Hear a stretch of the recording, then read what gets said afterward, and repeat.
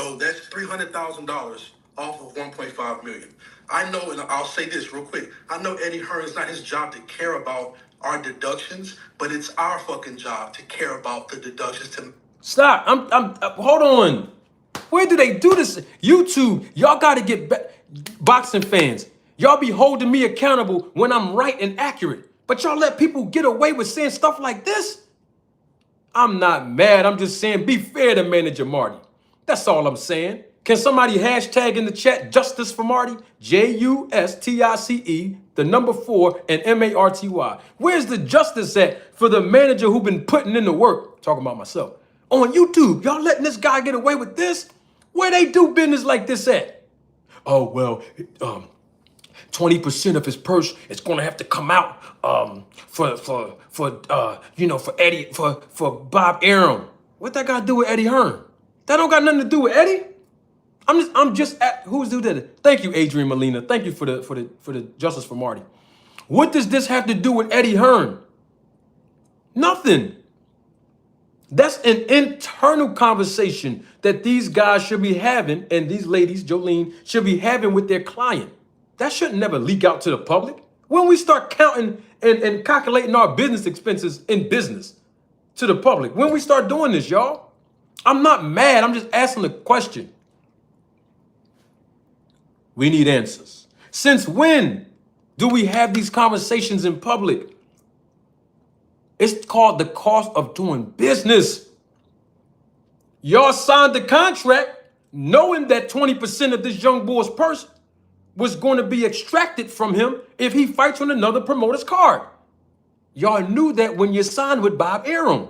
So if 20% is a lot of money to y'all, then why did you sign it? Why not negotiate more favorable terms for your client before you signed that? Y'all signed the paperwork. Y'all signed the contract. Why should Eddie Hearn be penalized for that? Why should Eddie Hearn consider that? I'm just asking listen, don't get mad at me. Well, if you get mad at me, it ain't gonna make no difference.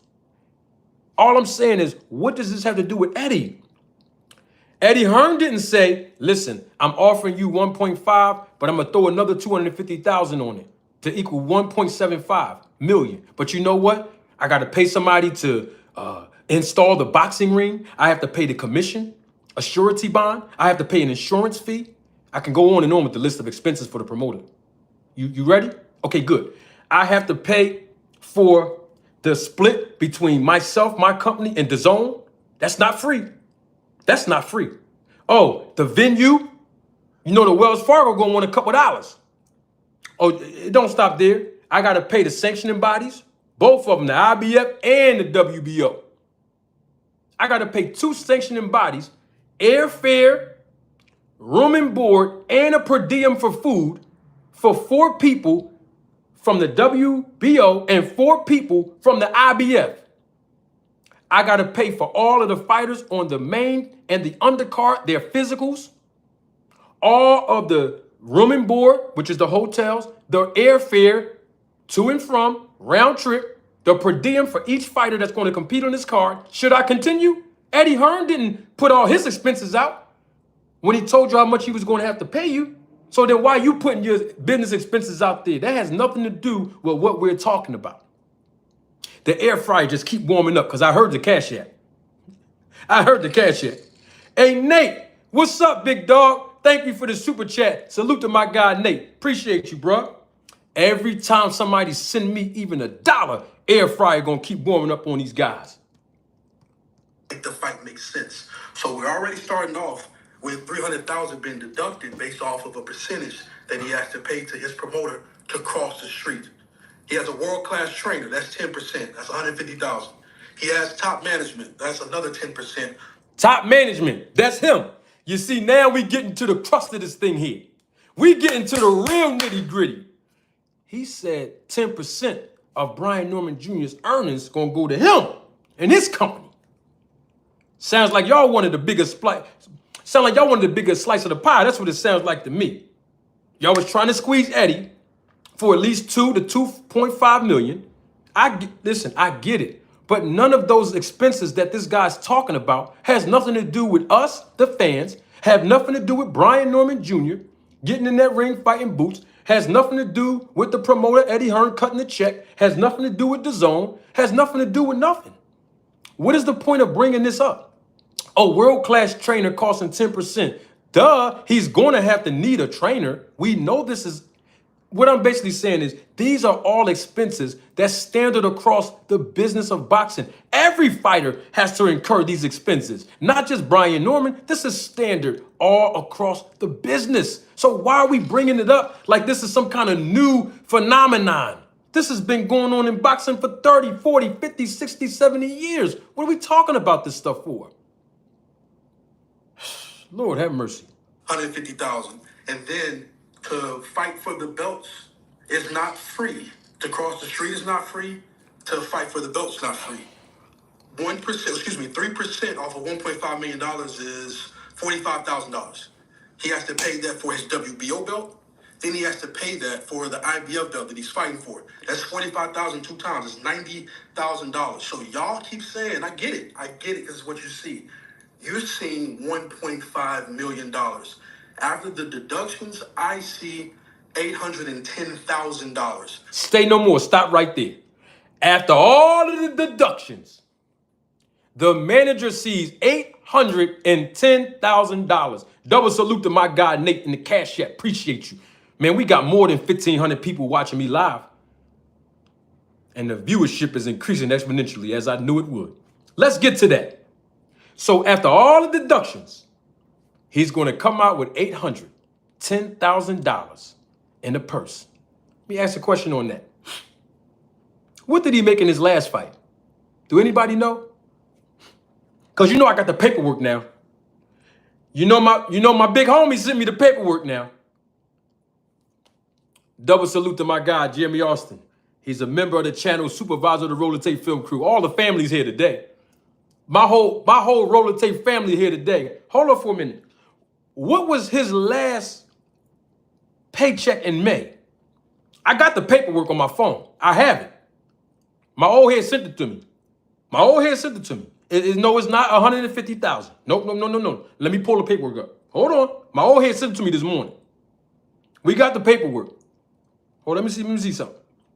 Okay, here it is right here. Bam.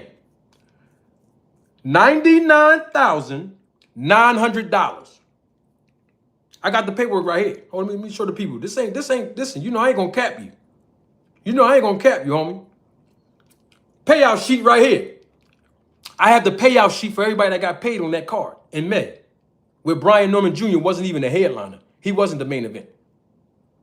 He got paid $99,900 from what the payout sheet says. Now, with that being said, did y'all complain about Bob Arum's expenses when you got paid the 99.9? Did y'all complain about the 10% that the young boy was going to have to pay the management team when he got paid the 99.9? You didn't? So why are we complaining and talking about it now? You didn't? Then how come we're talking about these business expenses? We all have business expenses. Matter of fact, look, let's take the whole $8 an hour and $28 an hour concept that I brought up earlier in the beginning of this broadcast. Aren't there deductions, expenses, anytime you do any kind of work? Whether you own your own business, whether you're an independent contractor or a W-2 employee, it's just a yes or no. Can I get a yes or no in the live chat or the comment section? I don't ask for much. Please. I'm just asking just a yes or no. If you own your own business, aren't there expenses that should be deducted from your bottom line? Just yes or no. If you are an independent contractor, aren't there expenses that's going to be deducted from your bottom line? Just yes or no. If you are a W-2 employee, aren't there deductions and expenses that you would have to have garnished from your wages before you earn it? This is why it's called gross and net. It's just a yes or no. I'm just asking the question. I don't ask for much. It is. So everybody is saying yes. So then why are we talking about this as if this is some new phenomenon? No matter what environment you are in America, business ownership, independent contracting, W-2 employee, there's always going to be expenses. There's always going to be deductions. We know this. Double salute to my guy, Lucky McKinnell's again. He in the super chat. He breaking this thing all the way down like an old rifle like he always do. Lucky, I appreciate you, big dog. Lucky McKinnell says in the super chat, this goes back to B-Hop saying, boxing will call your bluff. We'll see the next time Brian Norman get that type of offer again. I can assure you, Lucky, and all of you watching the live and replay of this broadcast, Brian Norman will not be able to get that type of offer again. And I'm not jinxing the young man's career. I want him to do well. But his representation right now, they need to improve. And this is from one boxing manager to another. They need to make improvements because this type of mentality that I'm listening to is not good business. That's an in-house conversation he can have with his client. Because let's keep it real. $800,000. Well, he said 810. $810,000 is still 8 times more than what the young boy made in his last fight. Once again, $8 an hour versus a new company coming to you, asking you and offering you an opportunity to work at this company for $28 an hour. Even when you chop down the deduction and expenses, it's still 8 times more the money the young bull was going to make in his next 5 fights. What are we talking about? And 3 of the next 5 wasn't even planned out.